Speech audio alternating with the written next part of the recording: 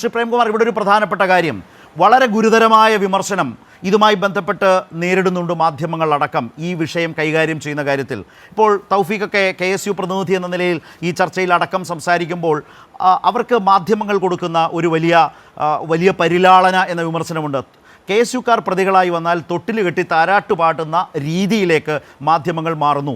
അവിടെ മുമ്പ് പറഞ്ഞതുപോലെ ചേരിതിരിഞ്ഞ ആക്രമണം, സംഘർഷം, അല്ലെങ്കിൽ അതിനപ്പുറം സംഘട്ടനം. നമ്മൾ കണ്ടതെന്താണ്?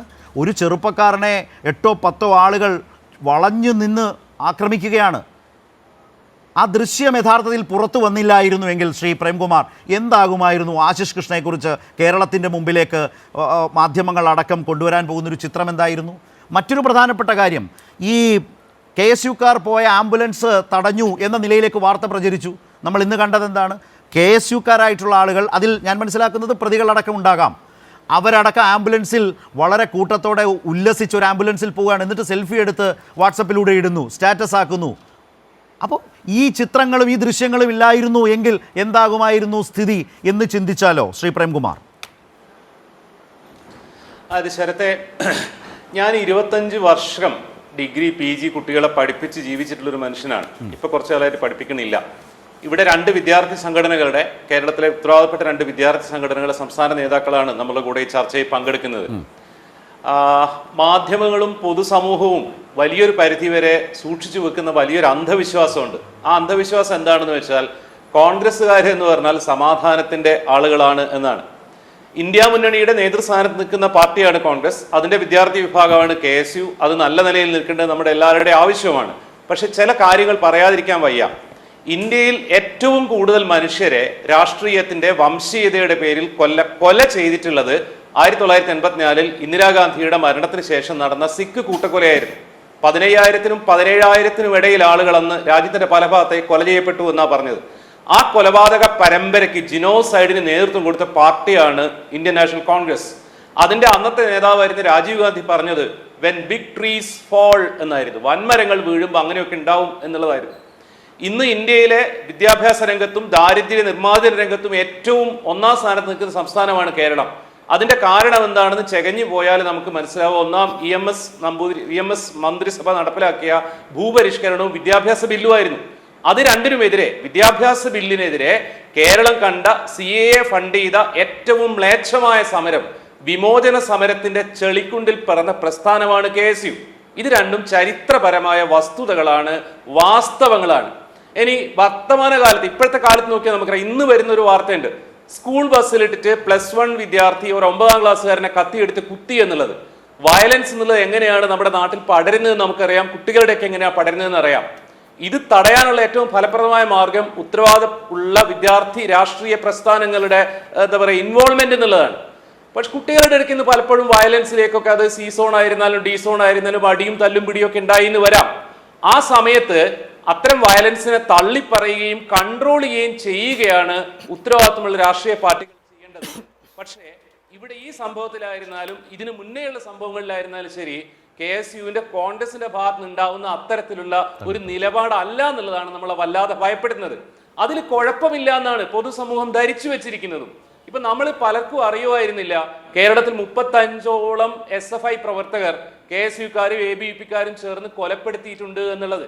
ഒരൊറ്റ KSUക്കാരനെയും 2 കൊല്ലം മുമ്പാണ് KSU രക്തസാക്ഷികളുടെ ലിസ്റ്റ് കൊണ്ടുവരാൻ പോയിട്ടുണ്ടായിരുന്നു.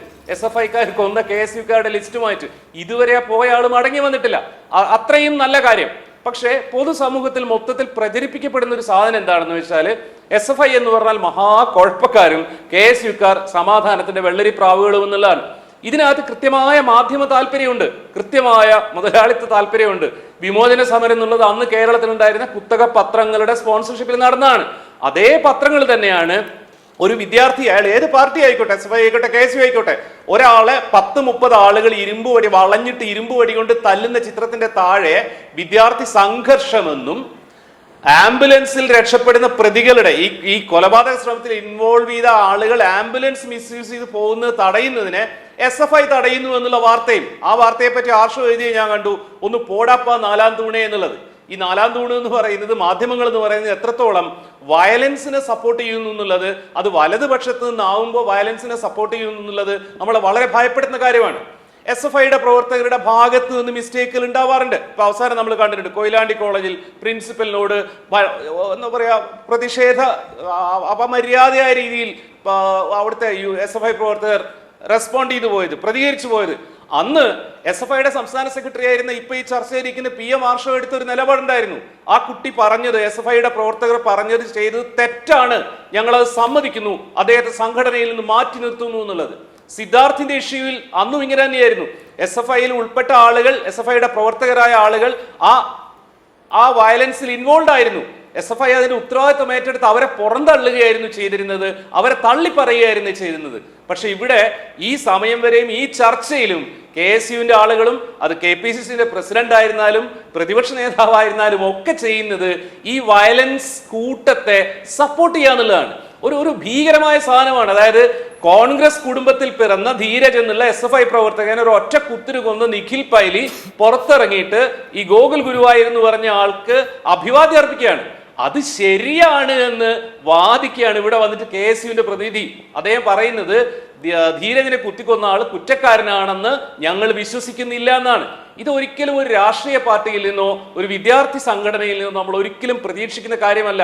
വയലൻസ് ഉണ്ടാവാം, അതിനെ പ്രതിരോധിക്കാനും അതിനെ തള്ളിപ്പറയാനും അതിനെ കറക്റ്റ് ചെയ്യാനാണ് വേണ്ടത്. പക്ഷെ കേരളത്തിലെ കോൺഗ്രസിന്റെ ഇപ്പോഴത്തെ അവസ്ഥയിൽ അവർക്ക് ചെയ്യാൻ പറ്റുന്ന കാര്യം ഇതാണ്. ഇനി ഇത്തരത്തിലുള്ള എന്താ പറയാ, ഷിബിൻ എന്ന് പറഞ്ഞ നാദാപുരത്തെ ഒരു ചെറുപ്പക്കാരനുണ്ടായിരുന്നു. അദ്ദേഹത്തെ എന്താ പറയാ അവിടുത്തെ CPM ലീഗ് സംഘർഷത്തിന്റെ ഭാഗമായിട്ട് മുസ്ലിം ലീഗിന്റെ പ്രവർത്തകർ വെട്ടിക്കൊന്നതാണ്. ആ ആളുകളെ കുറെ കാലത്തിന് ശേഷം ഹൈക്കോടതി ശിക്ഷിച്ചു. അവര് തവനൂർ സെൻട്രൽ ജയിലിലുള്ളത്. ആ ജയിലിൽ അദ്ദേഹത്തെ പോയി കണ്ടിട്ടുള്ളത് കേരളത്തിലെ UDFിലെ വളരെ സീനിയർ ആയ ഒരു നേതാവായിരുന്നു. നമ്മൾ ആരും അതിനെപ്പറ്റി പ്രതിഷേധിച്ചിട്ടൊന്നുമില്ല, ഒരു സാധനവുമില്ല.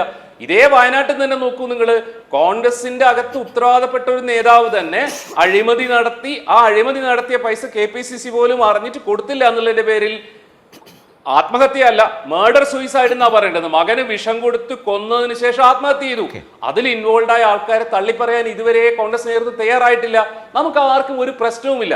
നമ്മുടെ സൊസൈറ്റിയുടെ വളരെ വളരെ വളരെ കുറ്റകരമായ ഒരു മൗനവും കുറ്റകരമായ ഒരു പക്ഷപാതിത്വവും ഇതിനകത്തുണ്ട് എന്നുള്ളതാണ്.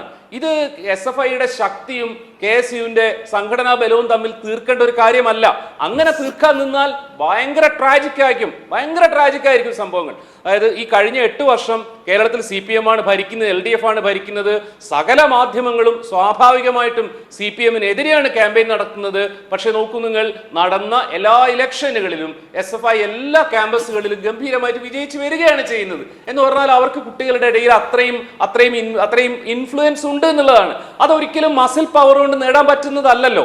ബാലറ്റ് എന്നുള്ളത് സീക്രട്ട് ബാലറ്റ് ആണല്ലോ. SFIക്കാരോട് ദേഷ്യമുള്ളവരാണ് കേരളത്തിലെ ക്യാമ്പസിലെ കുട്ടികളെങ്കിൽ ഇലക്ഷനിൽ അത് കാണാൻ പറ്റും. ഇലക്ഷനിൽ അത് കാണുകയല്ല ചെയ്യുന്നത്.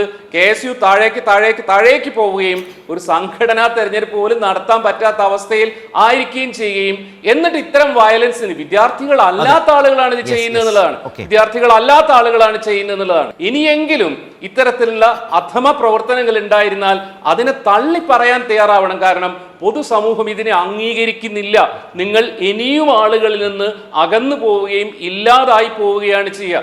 ദയവ് ഇത് KSUവിന്റെ പ്രതിനിധിയായിട്ടുള്ള തൗഫീഖ് രാജിനെ പോലെയുള്ള ആളുകളോട് എനിക്ക് പറയാനുള്ളത്, നിങ്ങൾ SFIയുടെ അക്രമത്തെ പറ്റി പറഞ്ഞോളൂ, SFI ചെയ്ത കുഴപ്പങ്ങളെ പറ്റി പറഞ്ഞോളൂ. പക്ഷെ ആദ്യം നിങ്ങളുടെ കൂട്ടാളികൾ ചെയ്ത ക്രിമിനൽ ആക്ടിവിറ്റിയെ ഒരാൾക്കും കണ്ടു നിൽക്കാൻ പറ്റാത്ത രീതിയിലുള്ള ക്രൂരമായ ഈ തല്ലിക്കൊല്ലൽ പരിപാടികളെ തള്ളിപ്പറയണം.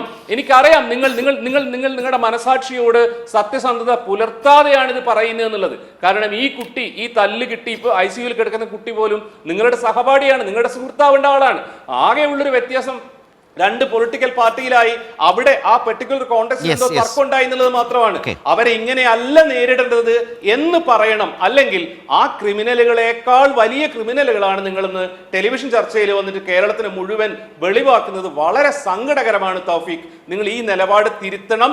തിരുത്താത്ത നിങ്ങളുടെ നേതാക്കന്മാരോട് പറഞ്ഞിട്ട് തിരുത്തിക്കാൻ തയ്യാറാവണം. നിങ്ങളെ പോലെയുള്ള ചെറുപ്പക്കാർ. ഇതൊരു അഭ്യർത്ഥനയാണ്, ഇതൊരു കുറ്റപ്പെടുത്തലല്ല.